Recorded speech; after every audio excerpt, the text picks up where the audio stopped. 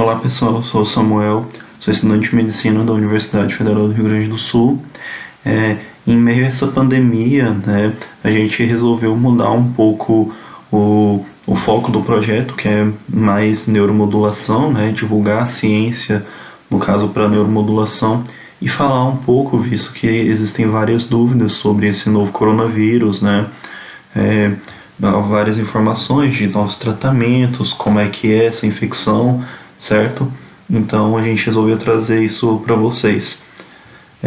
Primeiramente, então, eu gostaria de esclarecer para vocês o que é um vírus. Um vírus nada mais é do que um agente infeccioso que não tem metabolismo próprio, não consegue produzir suas próprias proteínas, não consegue se replicar sozinho e precisa da célula do hospedeiro para utilizar suas organelas, né, e conseguir fazer sua replicação e produzir suas proteínas, basicamente tendo seu próprio metabolismo, certo? Então, mas o que é esse novo coronavírus? Como vocês podem ver aqui, existem vários subgrupos, né, dos coronavírus. Alguns tipos eles afetam só animais, outros, como aqui a gente pode ver a SARS-CoV, né, que provocou aquela epidemia na China em 2003, matou aproximadamente 800 pessoas. Também a síndrome respiratória do Oriente Médio, como a gente pode ver aqui em vermelho. E também outros tipos de coronavírus, como os que afetam morcegos, certo? Então, basicamente, esse novo coronavírus, ele faz parte do subgrupo beta-coronavírus, certo? Com maior similaridade, né, com o SARS-CoV, por isso agora se chama SARS-CoV-2, e também similaridade com a MERS, né, que é a síndrome respiratória do Oriente Médio. Então, alguns outros aqui, como vocês podem ver, são os que afetam animais, morcegos, por exemplo, certo? Então, quando vocês ouvem que pode ter vindo de animais, do morcego, assim, realmente existe uma base, visto que tem bastante similaridade entre os vírus que afetam esses animais e o SARS-CoV-2, né, o Covid-19. Então, mas o que é necessário, né, para ter essa infecção? Ou então, por que afeta animais e não o ser humano, e por que só agora passou a infectar seres humanos? Inicialmente, né, eu gostaria de falar assim, como ele infecta. Então, basicamente, o vírus ele tem que ter uma certa similaridade entre, seja proteínas, né, glicoproteínas, alguma similaridade entre a sua superfície e a superfície da célula humana que vai ser infectada. Então, o coronavírus ele não infecta todas as células humanas, mas sim alguns tipos de células, por exemplo, as do sistema respiratório, que seria a característica mais visível, né, desse novo coronavírus. Então, quando ele identifica essa proteína, ou glicoproteína, essa similaridade, né, que existe entre a sua superfície e a superfície humana, ele consegue entrar e lá ele vai se utilizar das organelas da célula humana, né, que exige uma grande logística, né, digamos assim, que é uma grande complexidade, né, de organelas, né, diferente das bactérias, né, que existem poucas organelas. A célula humana tem várias organelas ali, e o vírus ele se utiliza dessas organelas para produzir suas proteínas, para replicar o seu material genético e assim conseguir produzir novos vírus que vão infectar outras células, certo? Tá bem, mas por que só agora isso começou a infectar seres humanos? Então, aqui a gente pode ver, né, nesse artigo, que existiu mutações nesse receptor, né, que se ligou à membrana e por isso agora começou a infectar células humanas, certo? Basicamente, isso acontece, né, isso acontece, né, na replicação do material genético do vírus, certo? E assim, ele pode ter outras combinações, eu vou explicar um pouquinho mais para frente, mas existem mutações, né, existem mudanças nessas proteínas e que cada vez elas podem ser mais similares, assim, podem ter uma maior ligação entre essas proteínas na superfície e as proteínas da célula humana em questão, né, que vai ser infectada, e assim, como essa similaridade, né, vai aumentando, eventualmente pode permitir com que o vírus entre na célula. Ou mesmo pode acontecer determinadas mutações que permitam que o vírus seja mais patogênico, né, que produza uma doença visivelmente, né, que não seja só sintomático. Existem vários vírus que infectam e não demonstram sintomas maiores. Esses vírus eventualmente podem ser mutados e podem causar sintomas, né, podem levar a sintomas, podem ser mais agressivos à célula, certo? Então, só para explicar para vocês mais ou menos como, de uma forma mais simples, né, como que ocorre essa mutação. Então a gente pode imaginar aqui sendo o DNA, né? Aqui nessa imagem a gente vê o DNA da célula, né? O material genético da célula. Ele vai se tornar um RNA, né? Um RNA mensageiro, no caso, que vai sair do núcleo da célula, vai para o citoplasma e lá ele vai ser traduzido em proteínas. O primeiro processo, né, de DNA para RNA a gente chama de transcrição, e o segundo processo de RNA para proteínas a gente chama de tradução. Imaginando a célula como se fosse um restaurante, o DNA seria o livro de receitas, certo? Só que é um livro de receitas muito importante, porque sem ele a gente não consegue, a célula não tem uma memória, certo? Então, todas as vezes que a célula tem que produzir uma proteína, ela vai para o livro de receitas, existem organelas, né, que leem esse livro de receitas, transcrevem, levam essa informação para outra organela, né, que teoricamente seria o cozinheiro, ali ele vai ler de novo e vai transformar aquilo em alimentos, no caso da célula, em proteínas, certo? Então, a gente pode ver o primeiro processo como sendo o processo de transcrição, em que alguma organela vai transcrever, vai pegar um papel, ou seja, alguma coisa, fazendo essa analogia com o restaurante, né? Seria como se algum funcionário fosse lá e transcrevesse o que está no livro. Depois entregasse para o cozinheiro, né? Ou para o RNA, no caso, o tRNA, né? No caso, o tradutor, o RNA tradutor, que vai fazer as proteínas, no caso, seria comparado ao cozinheiro que vai fazer o alimento, né? Vai moldar aquele alimento de acordo com o que ele tem disponível na célula, seria os aminoácidos, certo? Então, aí a gente já pode ver alguns erros que podem acontecer, né? Pode haver erros na leitura no primeiro caso, né? Pode haver erros na transcrição, podem haver erros na tradução, né? Na leitura pelo cozinheiro. Isso depende muito das interferências do meio, né? Se ele está mais distraído naquele dia, certo? E a célula também podem haver outros motivos que atrapalhem essa leitura e a tradução das proteínas. Isso gera proteínas diferentes, proteínas erradas, certo? Então, o que a gente tem na célula humana seria basicamente quando isso é encontrado no DNA, certo? Quando o DNA se encontra lesado, existem proteínas que fazem o reconhecimento dessa lesão, certo? E a partir desse reconhecimento essas proteínas tiram a parte que está lesada e reparam tornando essa replicação, né, digamos assim, tornando esse DNA que vai gerar uma nova célula, esse DNA certo.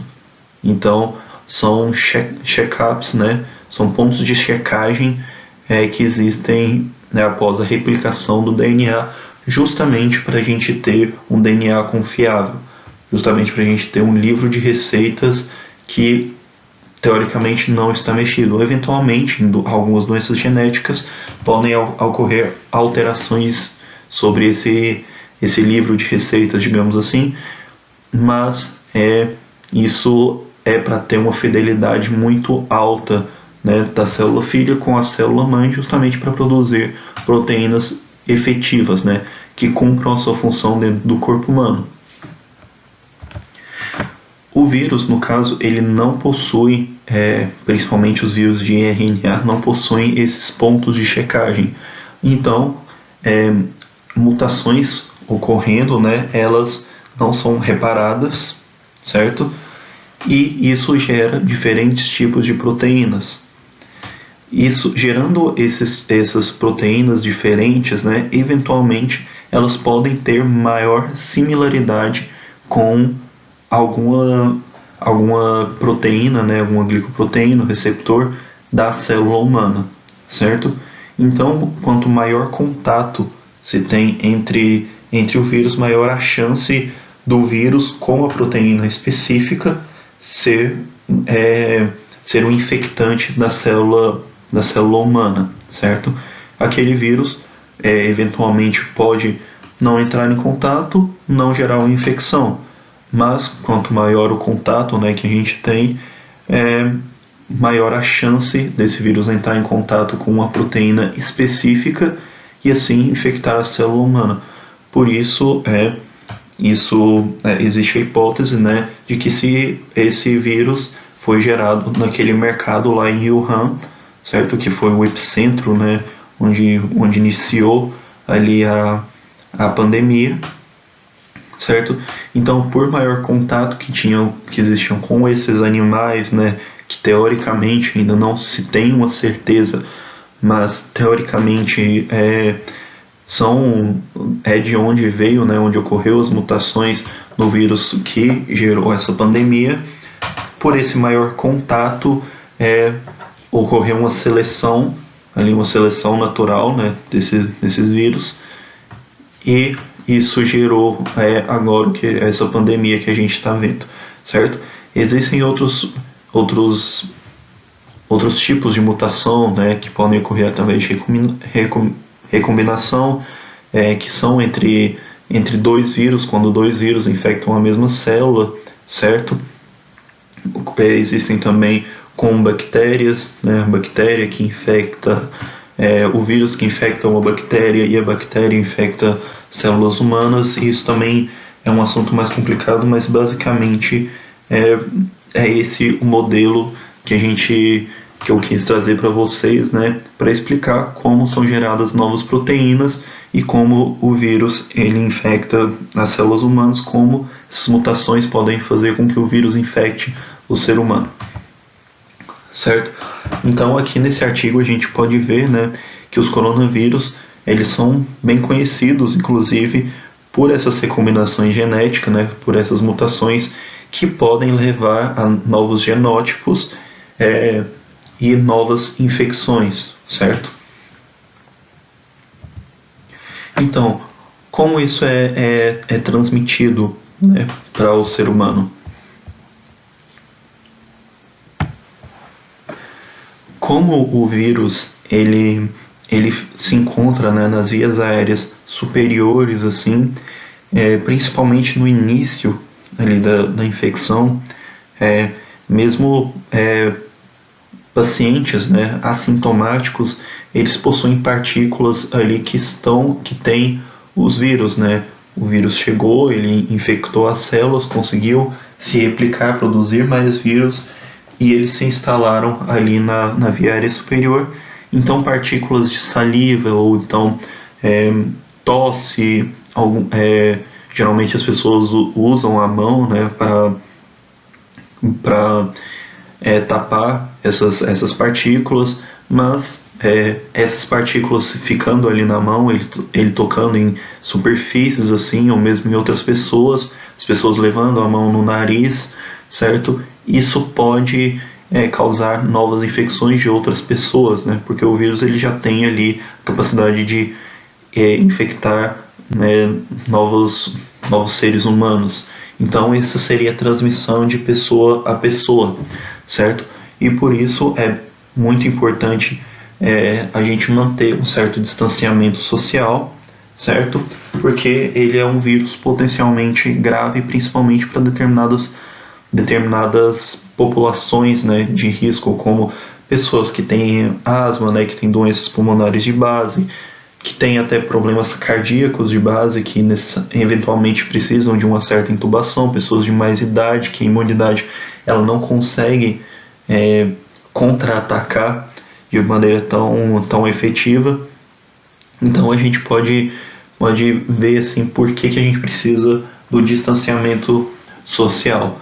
Eventualmente pessoas vão se contaminar com esse vírus, mas o que a gente precisa é que isso seja em uma taxa controlável para que eventuais casos que tenham uma maior complicação, que precisem de uma intubação, eles possam ter o atendimento necessário, né, em uma CTI, digamos assim, e tendo o atendimento, a gente conseguindo tratar essas pessoas consigam sair da CTI, e uma vez que elas foram infectadas por esse vírus, a menos que ocorra uma outra mutação, né, mas geralmente isso leva um tempo maior, como vocês podem ver, de 2003 para 2020, né, isso foi o tempo que demorou para ter uma mutação assim significativa para gerar essa pandemia, certo? Então a gente consiga tratar essas pessoas estejam imunizadas e se torne mais difícil o contato de pessoas contaminadas com pessoas que ainda não foram contaminadas, que não estejam imunizadas, certo? E daí a gente pode ver que o distanciamento social é uma coisa importante, certo? Para a contenção do vírus. Claro, isso causa outros problemas, né? Não dá para ignorar o problema econômico, mas existem artigos, né? Recentemente saiu um artigo lá do MIT dizendo que o distanciamento social, né, o achatamento dessa curva, ele não necessariamente ele leva a problemas econômicos diretamente. O que leva a problemas econômicos é o mais provável que seja justamente a doença. Pessoas doentes não conseguem trabalhar, são pessoas que é um vírus que já gerou uma taxa de mortalidade bem alta, certo? Então, quando a gente consegue o distanciamento social por um tempo, consegue controlar essa pandemia, a gente consegue mais rapidamente voltar ao trabalho e a gente tem menos baixas, pessoas, né, pessoas morrendo, né, óbitos por essa doença, empresas perdendo seus funcionários, e o impacto econômico disso seria menor do que se várias pessoas se contaminassem, pedissem seguro-desemprego, tivessem uma maior mortalidade por não ter leitos de UTI, por não ter leitos, por não ter respiradores, certo? Se tudo isso ocorre ao mesmo tempo e o sistema de saúde ele não consegue suportar isso, a gente tem problemas econômicos maiores. É isso que diz no artigo, certo? Mas por ser um vírus que tem uma alta transmissão, né, como eu disse, são partículas que estão mais propensas a espalhar, certo? Tanto pelo toque de mãos em superfícies, né, quanto pela própria partícula ali no contato com outras pessoas. Então a gente tem um cenário de maior contaminação, certo? E que a gente pode ver que iniciou ali na China, né, com vários casos, e por também outros fatores culturais, né, por estar ali perto do Ano Novo Chinês, várias pessoas viajando, isso levou à contaminação de outros países, né, e que levou à morte, a uma mortalidade muito grande em países que não fizeram o isolamento social, como países como a Itália, França, Estados Unidos, certo? Justamente porque isso pode suplantar, digamos assim, pode estar além dos recursos do sistema de saúde, tá? Então, basicamente isso que eu queria trazer para vocês, tentar explicar um pouco do porquê do isolamento social. Nós, estudantes de medicina, também estamos sofrendo bastante, né? As pessoas que estão já nos 2 últimos anos, muitas delas foram chamadas para a linha de frente, né? Então, as pessoas estão expostas, mas é um vídeo para tentar trazer para vocês do porquê, pedir uma certa compreensão, certo? Para eventualmente a gente poder controlar essa epidemia, né? E não temos tantas baixas. A gente está vendo que os Estados Unidos já teve mais de 20 mil mortes, Itália, França. Então isso é um assunto sério, um assunto que deve ser tratado com muita cautela, principalmente nesses tempos.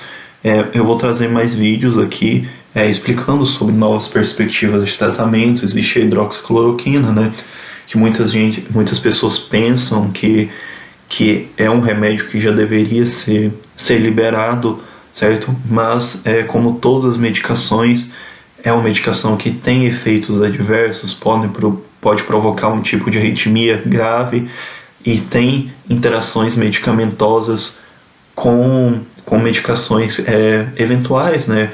Paroxetina, né?